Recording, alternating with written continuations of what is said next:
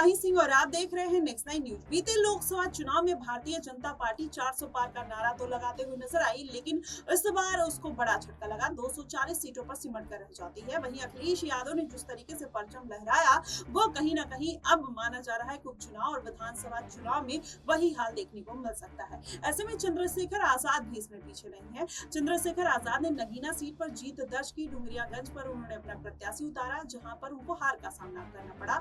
लेकिन अब माना जा रहा है कि इस उपचुनाव और विधानसभा चुनाव में चंद्रशेखर आजाद अपने पांव पसारते हुए नजर आ रहे हैं। अलग अलग राज्यों में कहीं ना कहीं अब वो अपने प्रत्याशी उतारने की तैयारी में है। ऐसे में दिल्ली की तरफ रुख कर सकते हैं और बिहार और मध्य प्रदेश और राजस्थान और महाराष्ट्र ऐसे जो स्टेट है, जहां पर ये महत्वपूर्ण स्टेट है, जहां पर चंद्रशेखर आजाद की साख अब बढ़ती हुई नजर आ रही है। देखना दिलचस्प होगा कि विधानसभा के कौन से राज्य में चंद्रशेखर आजाद अपनी जीत का परचम लहरा सकते हैं। मेरे साथ तनुज मौजूद है। तनुज, क्या लगता है कि तमाम मुद्दे चंद्रशेखर आजाद उठाते हुए नजर आते हैं? क्या आने वाले दिनों में अगर अलग अलग राज्यों में वो चुनाव प्रचार करते हैं, तो किन राज्य में उनको सबसे ज्यादा जीत मिलने की उम्मीद दिखाई देती है? जी बिल्कुल माही, जिस तरह से चंद्रशेखर आजाद ने इस बार नगीना सीट पर चुनाव लड़ा और तकरीबन 1.5 लाख वोटों के साथ जीत दर्ज करी, वो वाकई में देखिए काबिल तारीफ है। और जिस तरह से आपने जिक्र करा कि किस किस राज्य में चंद्रशेखर आजाद कहीं ना कहीं जीत का परचम लहरा सकते हैं, यहाँ पर वोट साधने का काम कर सकते हैं, मैं शुरुआत करूंगा बिहार से।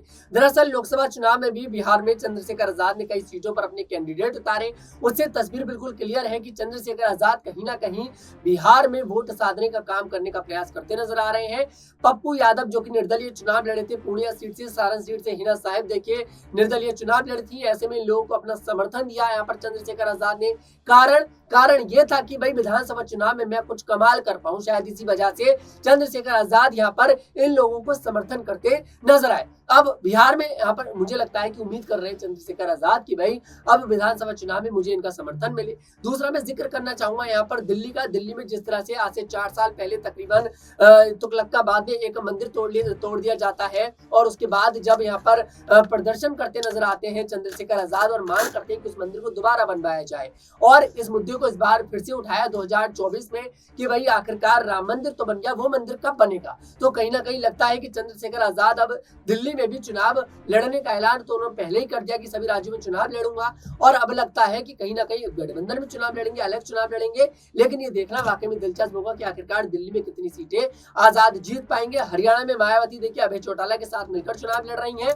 कहा जा रहा है कि चंद्रशेखर आजाद भी हरियाणा में बड़ा खेल जरूर करते नजर आ सकते हैं। महाराष्ट्र का जिक्र अगर करें तो महाराष्ट्र में आजाद को लेकर अभी कोई ज्यादा चर्चा मुझे नजर नहीं आती, क्योंकि महाराष्ट्र थोड़ा सा देखिए कहीं ना कहीं आजाद से थोड़ा सा परे नजर आ रहा है। लेकिन अब बिहार, हरियाणा और दिल्ली ये ऐसे राज्य है जहां पर आजाद अपनी छाप जरूर छोड़ते हुए नजर आ सकते हैं। अब देखना यही होगा कि आखिरकार आजाद इन राज्यों में अगर अपने कैंडिडेट उतारते हैं तो आखिरकार कितनी सीटों पर जीत मिलती नजर आएगी।